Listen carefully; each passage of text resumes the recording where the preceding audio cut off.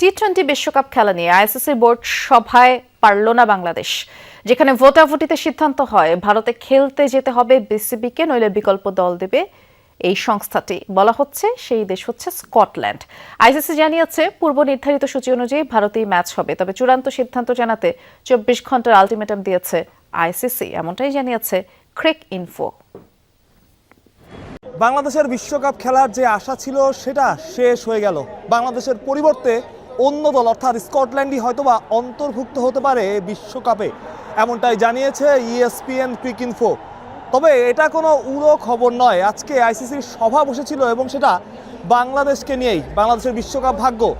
বিশ্বকাপে যদি বাংলাদেশ না যায়, অর্থাৎ ইন্ডিয়ায় যদি খেলতে না যায়, তবে কি হবে, তার রিপ্লেস কি নেওয়া হবে? এই প্রশ্নের উত্তর খুঁজতে ভোটের আয়োজন করা হয়েছে রীতিমতো, এবং বেশিরভাগ ভোট প্রত্যাশা মতোই বাংলাদেশের বিপক্ষে গেছে। কারণ আপনি চিন্তা করেন, কোনো দলই আসলে এক্ষেত্রে বাংলাদেশকে ভোট দিতে চাইবে না। আইসিসি এটা খুব ভালোভাবেই হয়তো বা জানতো, এবং জানতো বলেই হয়তো এই ভোটের আয়োজন। কেউ কি চাইবে ইন্ডিয়ার বিপক্ষে যাইতে?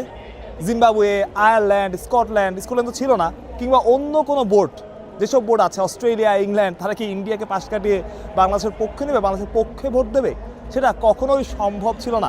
অর্থাৎ এই যে ভোটের ব্যাপারটা, এই ভোটের রেজাল্টও অনেকটা প্রত্যাশিতই ছিল, এবং প্রত্যাশিতভাবেই বেশিরভাগই অর্থাৎ প্রায় কেউই বাংলাদেশকে ভোট দেয়নি। ভোটের সংখ্যাটা আমরা এখনও জানি না, তবে একজন বা দুইজন হয়তো বা বাংলাদেশকে ভোট দিয়েছেন, কিংবা তার চাইতেও কম হতে পারেন।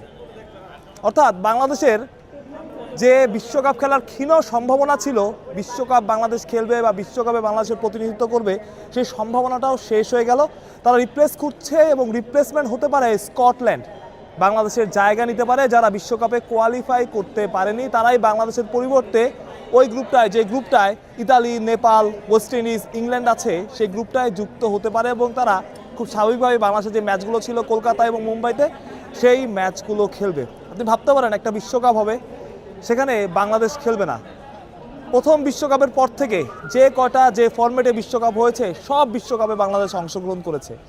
কিন্তু দুঃখজনকভাবে এই 2026 বিশ্বকাপ, যেটা নিয়ে আলোচনা ছিল, যেটা নিয়ে আশা ছিল, প্রত্যাশা ছিল, সেই বিশ্বকাপে অংশগ্রহণের সম্ভাবনা এখন প্রায় শূন্যের কোটায় চলে আসতে শুরু করেছে। হ্যাঁ, এখনও অফিসিয়াল ঘোষণা বাকি, কিন্তু সব কিছুই গুছিয়ে ফেলা হয়ে গেছে, সব কিছুই একদম ঠিকঠাকই হয়ে গেছে। ক্রিক ইনফো লাইভ আপডেট দিচ্ছিল আইসিসির মিটিংয়ের, যে মিটিংয়ে সিদ্ধান্ত হতো বাংলাদেশ বিশ্বকাপ খেলবে কি খেলবে না, সেই সিদ্ধান্তটাও অনেকটা চলে এসেছে। এবং যে ভোট করা হয়েছে, যে ভোটের আয়োজন করা হয়েছে, সবগুলো ভোটই এবং বেশিরভাগ ভোটই বাংলাদেশের বিপক্ষে চলে গেছে।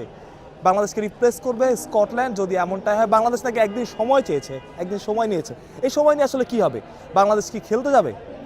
বাংলাদেশ কি ভারতে খেলবে? না, সেটা হওয়ার সম্ভাবনা খুব কম, কারণ প্রথম থেকেই বাংলাদেশ হার্ডলাইনে ছিল, এবং এখনও সেটাই আছে।